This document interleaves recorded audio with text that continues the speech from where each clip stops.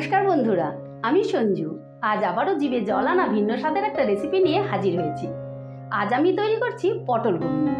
এই রেসিপিটা তৈরি করা কিন্তু একেবারেই সহজ। তাছাড়া আমাদের অনেকের বাড়িতেই তো গোপাল আছে। আমরা কিন্তু এই রেসিপিটা গোপালের ভোগ হিসাবে নিবেদন করতে পারি। তাই তোমরা অবশ্যই এই রেসিপিটা একবার হলেও ট্রাই করো। আর হ্যাঁ, আমার যারা নতুন বন্ধুরা রেসিপিটা দেখছো, প্লিজ আমার চ্যানেলটা সাবস্ক্রাইব করে দিও। ঠিক আছে, তাহলে চলো রেসিপিটা শুরু করা যাক।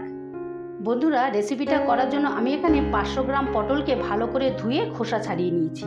আর এই দুদিকটা ঠিক এইভাবে কাট করে নিয়েছি যাতে নুন হলুদটা ভালো করে ঢোকে।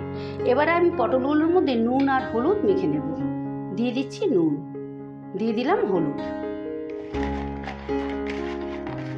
এদিকে আমি 1 কাপ গোবিন্দভোগ চাল নিয়ে নিয়েছি। এই চায়ের কাপের 1 কাপ চাল নিয়ে নিয়েছি। এবারে আমি একটা বাটিতে ঢেলে নিলাম। এবারে এটা জল দিয়ে ভালো করে আলতো হাতে ধুয়ে জল ঝরিয়ে শুকিয়ে নেব। ভালো করে আলতো হাতে ধুয়ে নিতে হবে। এবারে আমি গ্যাসটা ধরিয়ে একটা কড়া বসিয়েছি। কড়ার মধ্যে দিয়ে দিচ্ছি 1 চামচের তেল। আমি সাদা তেল দিয়ে রান্নাটা করছি। প্রথমেই আমি কাজু আর কিশমিশটা ভেজে নিচ্ছি। এখানে আমি 1 মুঠো কাজু আর কিশমিশ নিয়ে নিয়েছি। কাজু কিশমিশটা ভাজার সময় কিন্তু গ্যাসের আঁচটা অবশ্যই কমিয়ে নেবে। কাজু কিশমিশটা ভাজা হয়ে গেছে, এবারে আমি তুলে নিচ্ছি। এবারে ওই তেলেই আমি পটলগুলো ভেজে নেব। দিয়ে দিলাম পটলগুলো। পটলগুলো কিন্তু বেশ লাল লাল করে ভেজে নিতে হবে।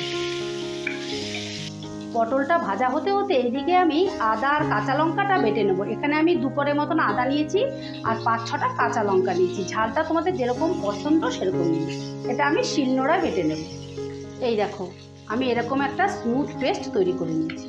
এই দেখো, এবারে আমি একটা মশলা রেডি করে নেব। তার জন্য নিয়ে নিয়েছি একটা বাটি।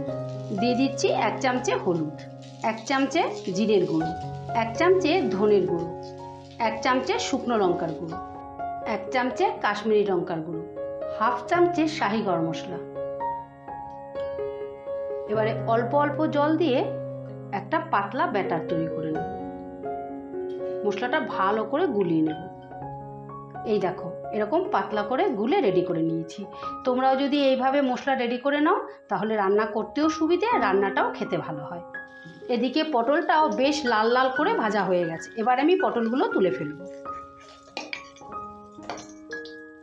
এবারে ওই তেলের মধ্যেই আবার আমি 2 চামচে তেল দিয়ে দিচ্ছি। তেলটা গরম হয়ে গেছে, এবারে দিয়ে দিচ্ছি ফোড়ন। ফোড়নে দিচ্ছি গোটা জিরে, এলাচ, দারচিনি, লবঙ্গ আর শুকনো লঙ্কা। এবার ভালো করে ভেজে নেব।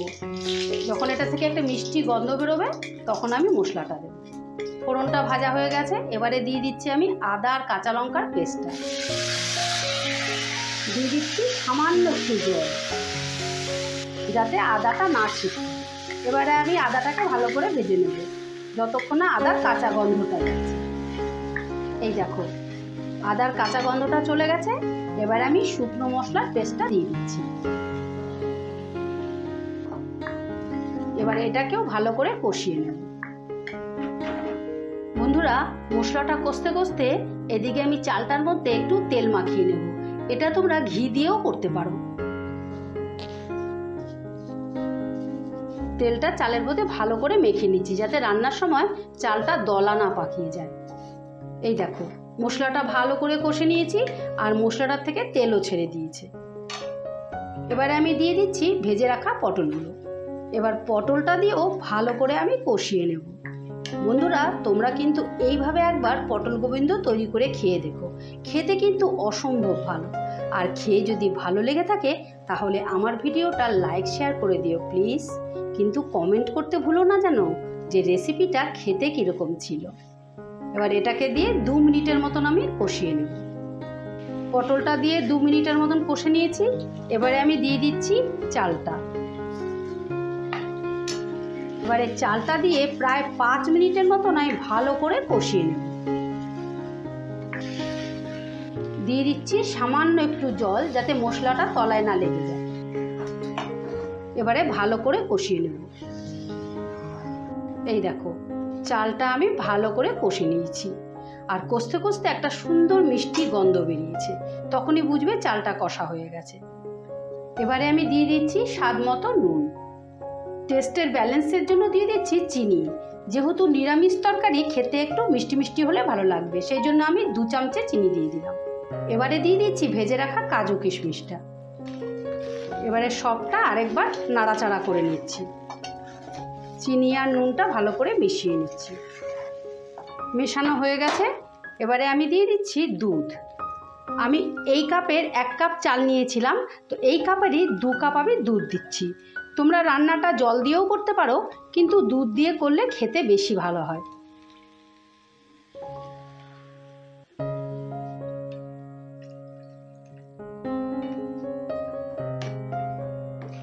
এবারে ভালো করে মিশিয়ে নেব। বন্ধুরা, তোমরা কিন্তু এই রান্নাটা নিরামিষের দিনে তৈরি করেও খেতে পারো, খেতে কিন্তু অসম্ভব ভালো। এবারে ওপর থেকে দিয়ে দিচ্ছি 4টে কাঁচা লঙ্কা। এবারে কিন্তু গ্যাসের আঁচটা একদম লো করে দেব। এবারে আমি 10 মিনিটের জন্য ঢাকা দিয়ে দিলাম। বন্ধুরা, 10 মিনিট বাদে ফিরে এলাম। এই দেখো, একদম ড্রাই হয়ে গেছে, কিন্তু এটা পোলাওয়ের মতন কিন্তু ওরকম ঝুরঝুরে হবে না। ড্রাই হবে, ঝুরঝুরে হবে, কিন্তু পোলাওয়ের মতো ঝুরঝুরে হবে না, যেহেতু পটল আছে। আর মাঝখানে আমি একবার এসে কিন্তু চেক করে গেছি নুন আর মিষ্টিটা, একটু মিষ্টির প্রয়োজন হয়েছিল দিয়েছি। তোমরাও কিন্তু অবশ্যই একবার এসে চেক করে নেবে। আমার রান্নাটা একদম রেডি। এবারে আমি গ্যাসটা অফ করে দিচ্ছি। এবারে ওপর থেকে দিয়ে দিচ্ছি শাহি গরম মশলা, দিয়ে দিচ্ছি ভেজে রাখা কাসুরি মেথি। এবারে দিয়ে দিচ্ছি 2 চামচে বাটার, তোমরা ঘিও দিতে পারো। এবারে আলতো হাতে একবার মিশিয়ে নেব। মেশানো হয়ে গেছে। এবারে আমি 2 মিনিটের জন্য স্ট্যান্ডিং টাইমে রাখবো, তারপর তোমাদের পরিবেশন করে দেখাচ্ছি।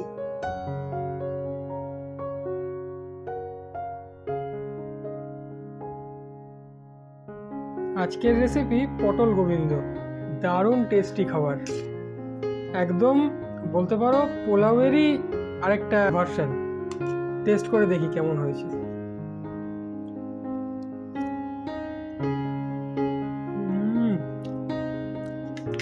দারুণ দারুণ, মানে এটা নিরামিষের দিনে তোমরা ঠাকুরকে ভোগ হিসাবেও দিতে পারো, আর তেমনই খাবারটা টেস্টি খাবার। অবশ্যই এটা একবার ট্রাই করে দেখো, দারুণ টেস্টি খাবার, দারুণ লাগবে। এই দেখো বন্ধুরা, পটল গোবিন্দ ফাইনালি রেডি। তোমরা কিন্তু এইভাবে তৈরি করে অবশ্যই একবার খেও। আর খেয়ে যদি ভালো লেগে থাকে তাহলে আমার চ্যানেলটা সাবস্ক্রাইব করে রাখার অনুরোধ রইল। আমার চ্যানেলে এই রকম নিত্য নতুন রেসিপি আসতেই থাকে। ঠিক আছে, তাহলে আজ আসি।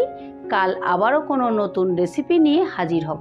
ততক্ষণ তোমরা সকলে ভালো থেকো, সুস্থ থেকো। টাটা।